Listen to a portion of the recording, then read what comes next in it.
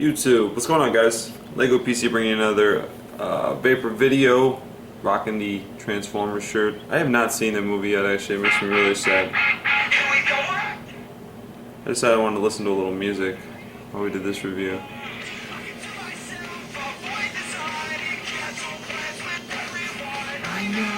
Okay, anyways, back to the video. You guys are probably annoyed already. This is a morning video, and we're going to set a few things straight real quick. First off, I am by no means an expert on any of this stuff. Okay, I actually just decided to sell my Proto Vapor because honestly I'm having problems with the electronic components inside, and I'm not an electrical engineer. I work retail. I know a lot about computers, but when it comes to electronics for stuff like that, I have no clue what I'm doing. So I'm gonna be straight up honest with you. I got no goddamn clue. Number two, every review I've done so far has been something I really liked, and this is why I'm actually going to do this review. Not the brass monkey on top, because actually I do like the brass monkey. I have a few, little gripes about it, but other than that, it's actually pretty good. I am here to bitch about the Stingray from Fast Tech. So this is what it looks like. I've polished this thing with Tarnex for the last week 3 times, and within a day it always looks like this. So I apologize, it's not super silky smooth copper, but that's what it looks like, and there's not really much I can do about that. So tried a couple times here to clean it off, and every time after a day it comes back. Actually, you can see the copper tip down there, right there. That's what it looks like when it's clean, and then as soon as I hit it a few times, boom, it's back to that color. So it is what it is. You can only control what you can control, right? Oh, you know what? I walked in here and I don't even have any juice, so hopefully I don't burn my lungs out. So yeah, first things first, I'm going to show you my first impressions on it. It came to me from Fast Tech. I want to say it was like $22.99 or something like that. Is it going to fire?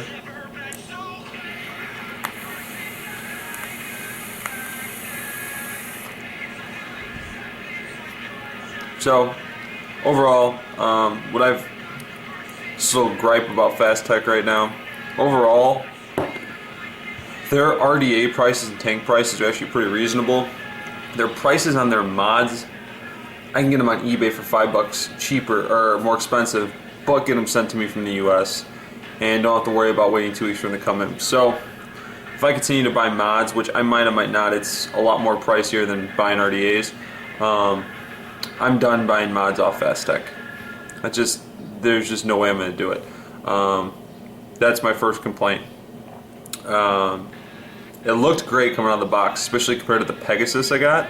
Actually, the Pegasus has been dirty as shit. I mean, it looks like it took a oil bath. Like they purposely had it clean, put it in a pot of oil, and said, "All right, now you can ship it out." That's how bad it looked. This actually looks pretty good, and I used it for the first couple days, and it started to patina really, really strong. So I took Tarnex to it. Next day, patinaed. Tarnex. Next day, patinaed. And you know what? I just gave up. Fuck it. It's my first copper mod.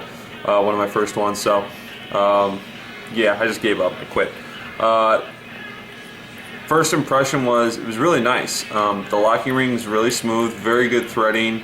The logo is etched in there very nicely. That logo is way better than the pictures I had seen or the bitching I had seen in the forums. But what I'm going to do is I'll dive up close and I'll show you my cons. And the first one's going to be, other than the copper that fucking fades immediately, is the button. This is the goddamn shittiest button I've ever seen in my entire life. It fires sometimes it doesn't.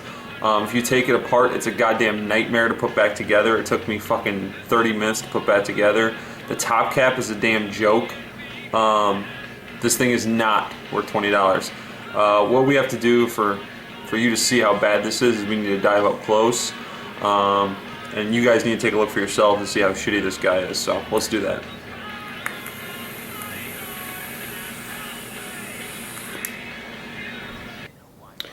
Alright guys, so we're back. I've got the Stingray broken down for you guys. Top cap, button, main tube, and then this would be your 18350 or extension to 18650 tube, and of course my VTC5. So as you can tell on the inside, it's actually really relatively clean. I know there's not a ton of light here, guys. I apologize. It's kind of dark out. I think it's going to rain, so I popped open all the lights, but it's not exactly the best still. You could tell the copper actually inside is very clean, but of course the patina on the side here is just dirty as shit. Again, this ring right here, if I can unlock it, is actually pretty smooth. No problems with this whatsoever. Sorry, I'm not in a good mood doing this review because this thing is just so disappointing. Again, you can tell it is clean on the inside, other than the thread right there is a little dirty, but pretty clean. And what you're going to do is connect this,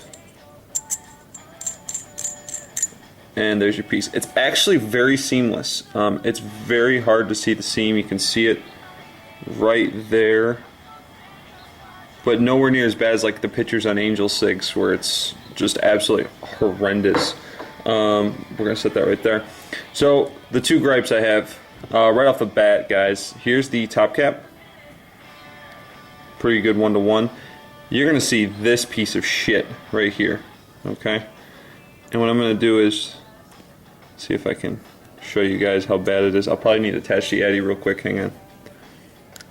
So what you'll do is you take your Addy, and it flush fits no matter what. And what it does is it pushes out that pin. See that right there? It auto pushed out the pin. Here's the, look at this. It's not even like, look at this. It's not even like a real pin. Like, it's like a piece of copper that was just thrown on there, and you can just play with it. Like, what the fuck is this? This is not a screw or a pin. This is a piece of shit. Piece of shit is what that is. That's a piece of shit. I'm not sure what the hell that's supposed to do. I'm getting juice on me. But again, it works, but God, is it all... I mean, it's only a matter of time before that falls off. There's just no way that's going to stay. Now, the next point. The button. This button is the most awful thing known to man. Now, with two hands, you can hear it. At least, hopefully, you can hear it. There it goes. It just locked up. This thing has been cleaned multiple times. Got a great logo on the bottom. I don't want to bitch about everything, but I mean, the logo's good. No problems with that guy. This is how you get access to your magnets and down to your Delrin. Is you pull this piece out and your Delrin is right there, and then there's two small little magnets, about probably even smaller than that, probably about that big, down in there that reverse. When you take this thing off, the magnets instantly start flipping. There's nothing holding them there. It's a pain in the ass to keep it down, plus re-screw it back in, so I'm not going to play with it. It was a goddamn nightmare getting that thing out in the first place. Once you pull the Delrin out to unscrew it, this piece actually screws into the Delrin. It does not screw anywhere down here. It screws into this plastic piece Delrin right here. There's threading on this, which I've kind of tore up because I wanted to inspect to see if I can pull that piece out. Oh, I just heard my jam. So this Delrin piece right here, it's pretty chewed up, and that's mostly my fault, so don't think it came that way. I kind of destroyed it, so I apologize to myself for destroying that shit. So the button, that's as far as it goes down. That's its throw. See if I can get that in. The shittiest throw you've ever seen. It's loud, obnoxious, terrible, circle all the above. It is a horrible, horrible button. I just put it right through because I'm retarded. Alright, let's try this again. So I did have a situation where I hooked this guy up, everything was good. I pressed the button, it actually was kind of smooth for a little bit. What I did is loosen up the button a little bit so it had more of a pop to it. And then what happened was the mod refused to turn back off. The mod had gotten stuck with the pins touching and the button never came back down. So all it did was keep firing. So yeah, not exactly the best button in the world. And I gotta say, it's a good looking mod, it really truly is. But this button, you've got it's a two-finger press is what it really comes down to. Let me tighten it all the way and I'll show you a little bit. So you can't press it with one finger. You just can't. Nothing happens. Nothing happens. Nothing happening. Now if I take 2 fingers, hopefully I don't look like a goddamn idiot. There it goes. Oh, no, it's stuck again.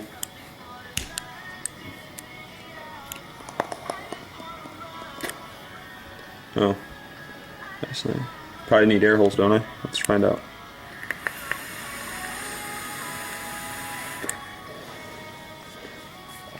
But however, I am squeezing as hard as I physically can to get that button to go off with one finger. It's too damn hard. Oh, button got hot. Do I got a short?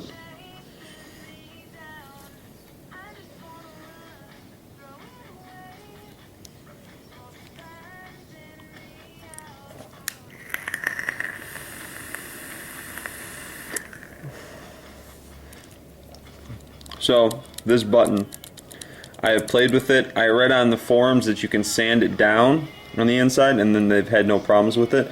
But as you can tell from pushing on the side does nothing. That's why this is a 2-finger press. This button is very, very poorly made. Very poorly made. So yeah, let's go up top. I'm gonna vape it or attempt to vape it and I'll let you guys know what I think about it. So we're back up top, and I'm going to attempt to vape it again.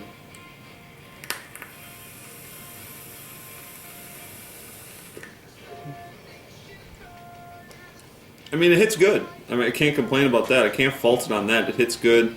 This is the brass monkey on it. I only had 2 air holes open. I mean, it hits good. It does have a fresh VTC5 in there. Locking ring is uncomplainable, other than it's really long. It's very similar to the Nemesis. If you used a Nemesis, then you've used this locking ring before. But, yeah. Pros. It's good. It's a copper mod. I mean, it is what it is. The flush 510, I'm sorry, yeah, the 510 connection on the top threading is really good. And all the threading overall is really good. Everything sits flush because it pushes that pin down. No problem with battery rattle, nothing like that. Very easy to handle. The button engravings and the actual engraving in the seams, fantastic. I can't complain about any of that. I'm impressed, actually. It was actually way better quality than I thought it would. Now, negatives, which to me it seems like there's a lot of negatives. The button. The button is just trash. Take this button and throw it at a fucking wall. That's about what it's good for. That pin that's on there, yes, it is flush. But as you guys saw, it's not even a damn pin. It's just like a random small tab of copper that is just going to rip off at some point. I don't trust it at all whatsoever. I mean, the locking ring is beautiful. But this button...